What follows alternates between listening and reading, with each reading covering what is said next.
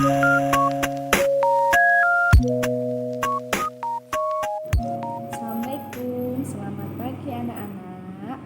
Nah, hari ini hari Rabu tanggal 16 September 2020 kita akan belajar tentang tema 3 subtema 1 pembelajaran 2. Yang pertama yang akan kita pelajari adalah materi bahasa Indonesia, yaitu tentang iklan.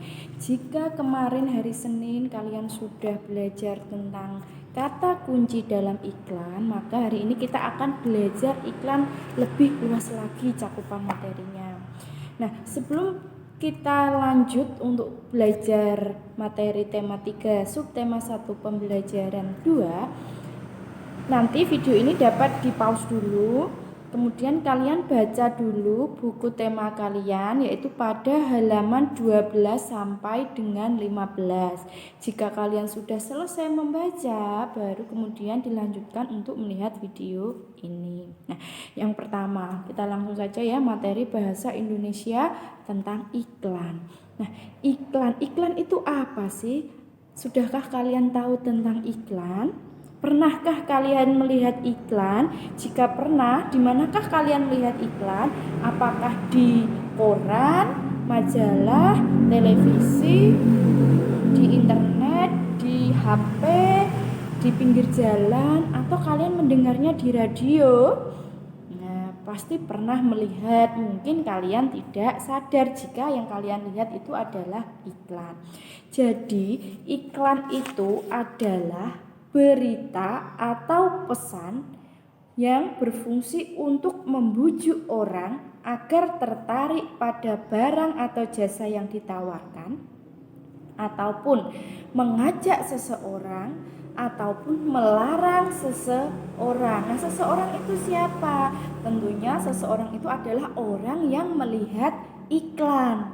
Nah, di manakah iklan itu dimuat? Macam-macam, ada yang dimuat di media cetak seperti koran, majalah, baliho, brosur, papan reklame, ada juga yang di televisi. Kalau di televisi iklannya ada gambar, ada videonya, dan ada suaranya. Ada juga iklan yang ada di radio. Kalau di radio iklannya hanya berupa suara. Ada juga iklan yang di internet. Kemudian iklan itu sifatnya bagaimana? Nah, dari pengertian tadi kita tahu bahwa iklan itu sifatnya membujuk, mengajak, atau melarang. Nah, iklan itu sendiri ada macam-macam jenisnya. Itu akan kita pelajari nanti pada pembahasan yang selanjutnya. Kemudian bagaimana sih ciri-ciri iklan? Ada yang tahu? Nah, iklan itu sendiri memiliki ciri-ciri. Yang pertama, kalimatnya sederhana. Kalimatnya sederhana, mudah dipahami. Pada iklan media cetak atau video itu terdapat gambar yang menarik. Dengan adanya gambar, seseorang ini akan tertarik untuk membaca, tertarik untuk melihat iklan tersebut. Kemudian yang kedua yaitu terdapat kalimat yang bersifat persuasif. Persuasif itu artinya kalimatnya bersifat mengajak orang yang membaca.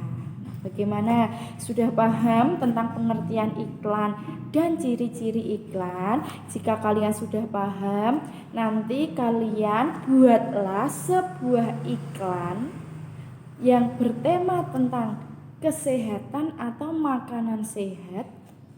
Kalian boleh melihat di koran, boleh melihat di majalah, atau melihat di internet sebagai contoh. Nah, ini Bu Haning tunjukkan contoh iklan yang ada di internet. Misalnya ini iklan makanan sehat. Nah, di sini ini terdapat iklan makanan sehat. Ada banyak pilihan. Nanti kalian bisa lihat di internet ya. Nanti dibuat di buku gambar, diwarnai, dibuat sebagus mungkin.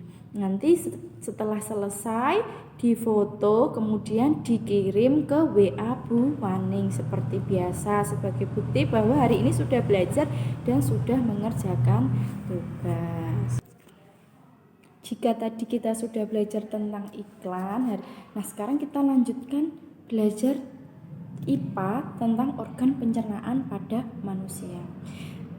Masih sedikit tentang iklan. Tadi di materi iklan Bu Aneng memberi contoh tentang makanan sehat. Bu Aneng memberi tugas membuat iklan tentang makanan sehat. Kenapa sih tentang makanan sehat? Nah, makanan sehat itu sangat penting bagi tubuh kita. Tubuh kita membutuhkan makanan sehat. Untuk apa? Sebagai sumber energi, sebagai komponen penyusun sel dan jaringan. Nah, kemudian bagaimana makanan sehat itu diproses dalam tubuh kita? Tentunya makanan sehat itu akan diproses oleh organ pencernaan. Dalam tubuh kita ini terdapat organ pencernaan yang terdiri dari yang pertama mulut, kemudian kerongkongan, lambung, usus halus, usus besar, rektum, dan dikeluarkan lewat anus. Masing-masing organ ini punya fungsi sendiri-sendiri. Kemudian sistem pencernaan tubuh kita itu juga memiliki tiga fungsi utama. Tiga fungsi utama. Yang pertama apa? Yang pertama fungsinya yaitu menghancurkan makanan yang masuk ke dalam tubuh. Jadi kita makan nasi, di dalam mulut kita kunyah terus sampai halus. Kemudian dari mulut kita telan masuk ke kerongkongan. Di kerongkongan diteruskan hingga masuk ke lambung. Nah, di lambung ini makanan yang tadi sudah kita kunyah sampai halus dihaluskan lagi menjadi bentuk yang lebih halus lagi. Nah, setelah dihancurkan hingga menjadi halus sekali, makanan itu kemudian masuk ke usus halus. Nah, inilah fungsi kedua dari sistem pencernaan kita di usus halus, yaitu menyerap zat-zat makanan, kemudian diserap ke dalam darah dan diedarkan ke seluruh tubuh. Kemudian fungsi yang ketiga yaitu membuang sisa-sisa makanan yang sudah tidak diperlukan di tubuh. Nah, dari usus halus tadi makanan diteruskan ke usus besar. Di usus besar makanannya diserap zat airnya, kemudian sisanya ditampung di rektum dan dikeluarkan lewat anus. Itu adalah proses pencernaan kita secara sederhana seperti itu. Nanti kalian bisa baca di buku tema kalian untuk lebih lengkapnya. Proses pencernaan manusia itu sendiri dibagi menjadi dua. Yang pertama yaitu secara mekanik dan yang kedua secara kimiawi. Bedanya apa? Mekanik dan kimiawi. Nah, untuk mudahnya kalau mekanik itu terjadi proses penghancuran makanan dari bentuk kasar menjadi bentuk yang lebih halus. Jadi mekanik, makanan dikunyah, makanan dihaluskan dari yang bentuk kasar jadi halus. Nah, itu untuk mengingat ya. Kemudian secara kimiawi yaitu dengan bantuan enzim pencernaan. Untuk lebih jelasnya nanti kalian bisa baca di buku kalian masing-masing. Nah, pernahkah kalian dengar tentang makanan 4 sehat 5 sempurna?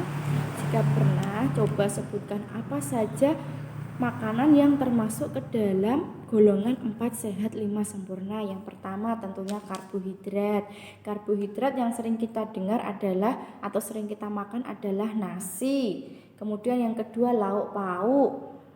Lauk pauk ini banyak mengandung protein. Kemudian yang ketiga sayur. Sayur ini banyak mengandung vitamin. Kemudian yang keempat buah juga banyak mengandung vitamin. Dan yang kelima adalah susu. Susu ini banyak mengandung kalsium yang bagus untuk kesehatan tulang. Nah, di saat-saat seperti ini, di saat pandemi seperti ini, di mana virus corona ini sedang merajalela, sangat dianjurkan bagi kita semua untuk banyak-banyak mengkonsumsi makanan sehat, terutama protein. Protein itu tidak harus dari ikan atau daging, ada juga protein yang dari tumbuhan. Contohnya adalah tempe dan tahu. Tempe dan tahu itu mengandung banyak protein, namanya protein nabati. Itu nanti kita bahas di materi selanjutnya. Nah, setelah ini kalian baca lagi bukunya supaya lebih paham. Jika ada yang kurang paham nanti bisa langsung kirim WA ke Bu Aning, bertanya langsung ke Bu Aning, nanti insya Allah Bu Aning bales. Selamat belajar, jangan lupa jaga kesehatan, makan makanan bergizi, pakai masker saat keluar rumah, rajin cuci tangan. Assalamualaikum warahmatullahi wabarakatuh.